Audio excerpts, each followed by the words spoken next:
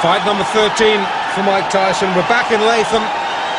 It's the same Mike Tyson. It is not the same camp. This is his second fight since the tragic death of Customato on the 4th of November. This is the 22nd. And we're against an opponent who just might be the one to test him. In all Tyson's early fights, well, in his latter fights anyway, I've said that we really need to see a better class of opponent. And I think we might have got that tonight in the shape of Conroy Nelson, who's been in with some good fighters. Conroy Nelson, Canadian, ranked number 2 in the Canadian heavyweight scene. As I said, he's been in with some good fighters. He's fought Razor Ruddock. He lost on a disqualification to Razor Ruddock. No, I lie. He went the distance with Razor Ruddock, 10 rounds. He lost his next fight in London. I should know that. I saw it, disqualification against Noel Corliss, the Liverpool boy, in 7 rounds in Bloomsbury. But he's been in, as I say, with some decent opposition. He's fought for the Canadian title against Trevor Berbick. Berbick stiffed him in 2. Berbick is a world-class fighter. So if anybody is going to test Mike Tyson, Conroy Nelson is just the right sort of opponent at this stage of his career. The cornerman you might have seen wearing the ring jacket of former world light heavyweight champion Matthew Saad Mohammed from a few years back. But Tyson just looks awesome, doesn't he? This is, as I say, fight number 13 of the previous 12. 9 have been won inside a round. In fact, I was there when he was stretched by Don Halpin, 4 rounds in his 3rd fight. So here we go then, round 1. Both boys in white. Tyson with the red trim, and Nelson with the black. Nelson, as I say, will try, has to use his height and reach to just keep Tyson at bay. Try and draw the sting for the first 2 or 3 rounds, because we know how dangerous Tyson can be early on. And Nelson on his bike early, guard held high, peekaboo style. Won't want to let it drop. And Nelson can hit. Tyson needs to be a little bit careful this fight. He's been able to get away with liberties in 1 or 2 of his early fights because he has known his opponents cannot hurt him. This is not the case in this fight. If Nelson gets an opening, Nelson can bing one in. Touchdown briefly there, thanks to body shots. The right knee just clipped the counter. Oh, he's shaky. He's so shaky, and we're only in round 1. And this is a good fighter. I can hardly believe what I'm seeing. Sit down, please, sir. Thank you. This is the trouble when we're crammed in alongside spectators at ringside. Somebody gets excited and stands up in front of the camera. We can't see. More importantly, you can't see. Tyson can see. Tyson likes what he's seeing. Well, while our vision was momentarily obscured, Nelson seems to have recovered a little bit of equilibrium. In fact, he comes back with a short chopping right of his own there, gets through, but he's covering up very, very tightly now. If he was under any illusions just how good a puncher Mike Tyson was, those illusions will have been sorely shattered. Tyson just falling centimetres short with that big arcing right. Referee just letting him get on with it. Just a little word. Don't keep it too close, boys.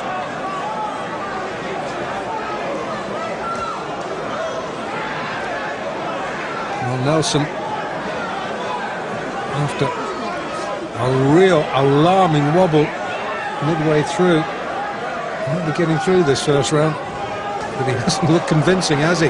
Tries to come back with a spearing left of his own, but Tyson left uppercut gets through, and once again Nelson looks a little bit confused, dazed and confused. That term might have been coined for Conroy Nelson tonight in Latham. Hard to think that Tyson, I watched his pro debut, it's 6th of March, it's what, 22nd of November now. Boy, is he coming on, and boy, is he making an impact in the heavyweight division. Nelson hurt, needs a breather. I think that punch might have been a little bit low. The referee allowing Nelson just a moment or 2 to recover himself. Gets clipped with a left on the belt. And somehow, well, the ref comes over, says, just keep your punches up. Kevin Rooney tries to wave him off. The referee says, I'm in charge here.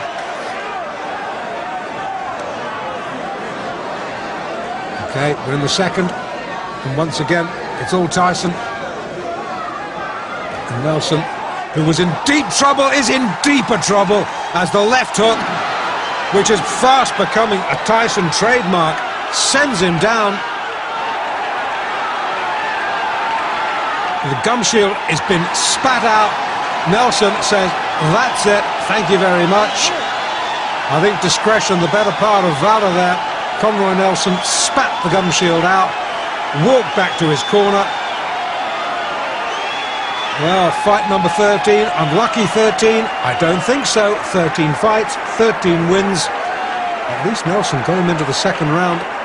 Tyson now observing the post-fight niceties. I thought Conroy Nelson, well, in fact, I wasn't the only one who thought Conroy Nelson would stretch him, and he did, into round 2. Took Tyson all of 3 minutes and 30 seconds to dispose of the second-ranked Canadian heavyweight, Conroy Nelson. Now, the only reason Conroy didn't get himself a one-way ticket to Balucasville in the first round is that he spent most of his time covering up, while Tyson delivered one wicked body shot after another. I mean, you could hear those punches clear out to the parking lot. I couldn't figure out whether Nelson was there to fight or to give a lesson in survival tactics. Anyway, Tyson finally got to him in the second, setting him up with a sweet overhand right, then taking him out with a vicious left hand. Referee counted him out at 30 seconds of the round. Very good fighter, experienced fighter, within good fighters. But a friend of mine from Canada called Davey Hilton was telling me about him and about the clutch he tried to hold one time, but he surprised me because he wasn't trying to hold, he was fighting. I'm going to tell you something. I think he was here to pick up a paycheck. The first round, all he did was cover up. Well, maybe he was a little leery about the punching power. But again, that's you saying it because you're not fighting. He took some good shots, but anybody else, they would have quit. Yeah, that right left was devastating. Thank you very much, sir. So now Mike Tyson is 13-0, all of his victories coming by knockout, and no bout has gone past the 4th round. So you got to wonder, when's the KO kid gonna move up in class?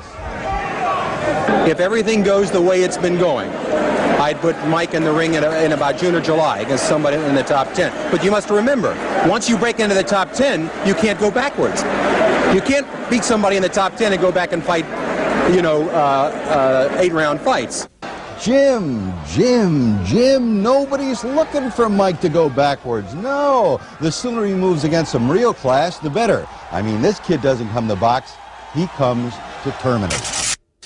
Tyson's rare talent had grabbed the attention of the boxing world and was drawing in the crowds. Yet at this stage, not one of his fights had been televised nationally across the U.S. More of Mike's early fights coming up in the next Tyson Raw and Uncut. Mike Tyson! I believe he will be the youngest heavyweight champion of all time.